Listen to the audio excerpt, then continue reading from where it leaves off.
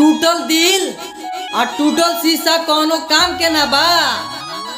टूटल दिल और टूटल शीशा कोनो काम के ना बा।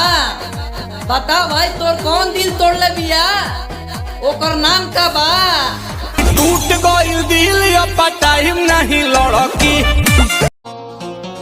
भाई कोनो लड़की बिना वजह के छोड़ के चल जाले नु तो कुछ अच्छा ना लगेला, खाली ओकर याद सतावेला, लेकिन ई सरवा दिल ना मानेला।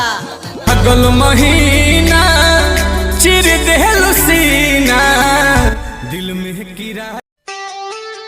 भरोसा मत कर करे जा, हमारा बारे में तो सबे भाला बुरा कही। है दिलवा तोहरे हो आ तोहरे रही।